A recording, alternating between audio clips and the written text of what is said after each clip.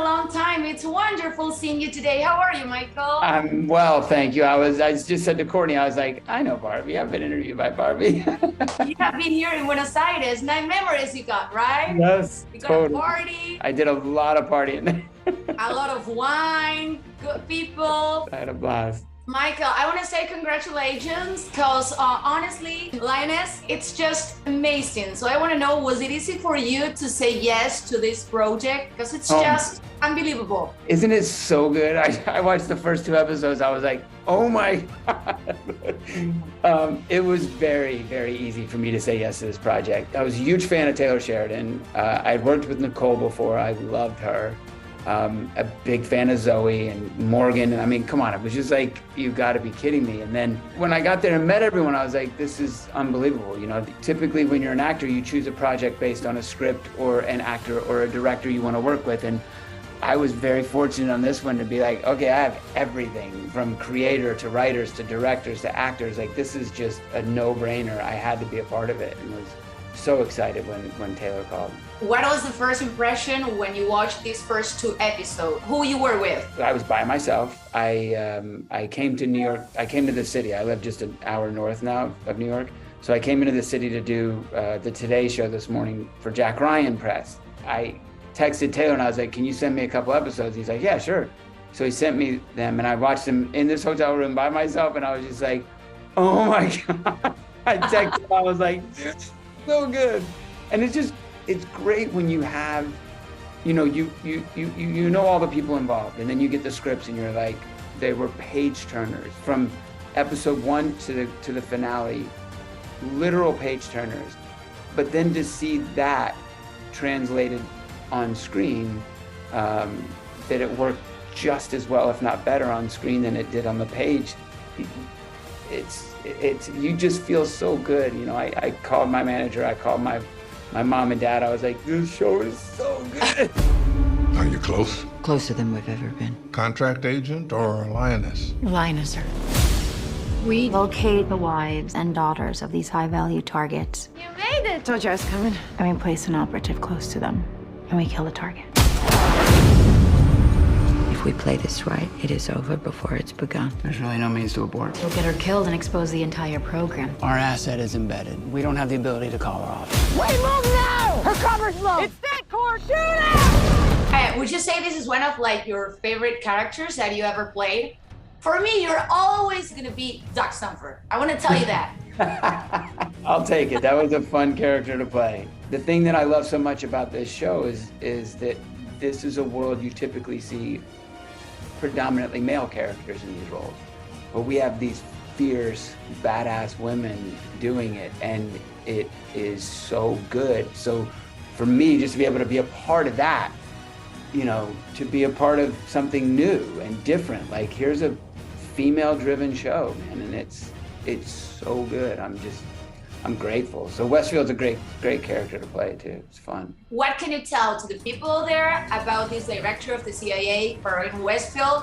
What can we say about him? Is there any way that you can relate to him? I try to always relate to all of my characters to, you know, no matter what they're doing, no matter how crazy and outlandish their actions are, to always be able to identify and understand them. For me, with this man, it was easier because all of his actions I completely understood. You know, he is, in my mind, a very good man at his core, and he's doing what he believes is right.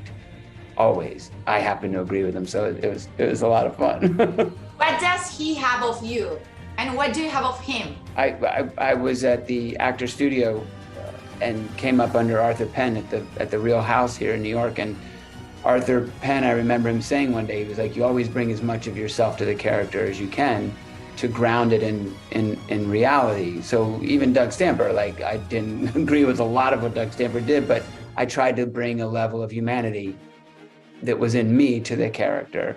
And it was certainly justified with this character to bring the humanity that I have inside of me to this character, because I believe that this character would have that same humanity. I'm not as smart as him, but I'm a little bit like him, I guess. What a cast. We were just mentioning Morgan Freeman, Zoe Saldana, Nicole Kidman. I wonder, was Zoe Saldana with the mate? You know that she gets a lot of mate every day on set? The typical Argentinian. Yeah, I don't, hold on. Mate? I think look, hold on. Is it like a tea?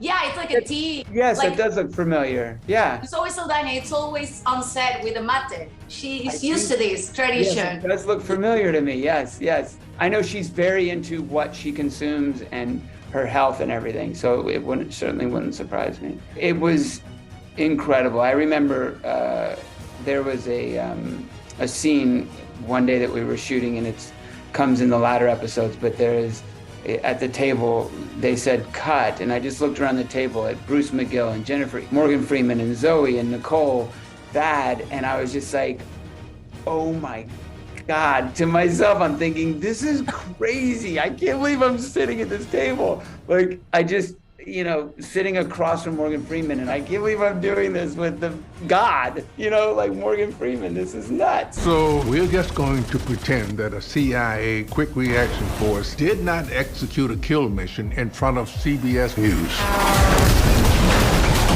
Walk us through your decision to call the drone strike. She was dead either way.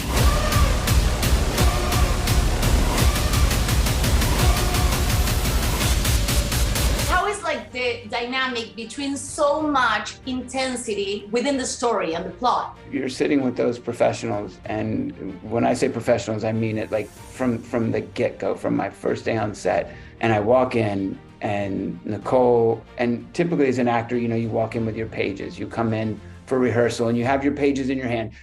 I pride myself on being ready. I never want to be the guy that holds up production, so I know what I'm saying, but I'm always holding them. And these two girls come in for rehearsal and they don't have anything in their hands, and I'm like hiding my pages under my CIA envelope. I was like, I don't need them. I don't need them either, because it was like pages of words. Is there a lot of rehearsal for this type of projects? No, you sort of, rehearsal is it's loose, because it's you come there and you're really saying the words and moving around the room and seeing where it's going to take place before they set up the cameras, and then the cameras know where to be. So it's really just sort of going through it, talking about it a little bit, half hour maybe, and then you start laying it down and doing it. But doing it with those women made things a lot easier, because they are forces to be reckoned with. They are so good, so talented. We are so used to seeing you, let's say, like in political, in espionage and dramatic, thrillers. Any role that you might have pending, or that you would like to try? Maybe a superhero, a Marvel thing, I don't know. Well, I just did do the latest Transformers film. I did a very small thing at the end of the movie that sort of sets up the two worlds in which the Transformers and G.I. Joe worlds are gonna go. If that happens, that would be really cool. But I think more than anything right now, I really kind of want to do like a full-on comedy, like a buddy comedy, or like a Hangover kind of movie, or a Wedding Crashers, like something. I would love you to see you in something like that. Or maybe, play a Southern guy. I'm from the South, and get to play some Southern dude would be a lot of fun. Is there anything out that you're actually watching of like comedy or something serious that you like and you're enjoying? Ted Lasso. That's like the best one in the world. It's so good. I have an 11-year-old and a 14-year-old, and my wife and I had watched the first 2 seasons without the kids, obviously, when that came out. But then for the 3rd season, we said, well, before we start the 3rd season, let's watch 1 and 2 with the kids. And while there are things that are definitely inappropriate, I think that the beautiful lessons that you get from the show as well. Any Argentinian movie or actor that you have in mind that you like?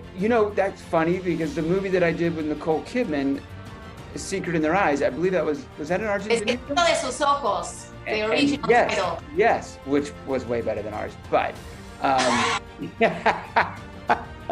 but that film, that blew me away, and I was just like, oh my God, those actors, I was really impressed with that. Actually won an Oscar. Thank you, Michael, again. Thank you for this time, and hope to see you someday here, either in Argentina, in New York, whatever. Me too, Barbie. You take care. Nice to see you again. Nice to see you. Bye.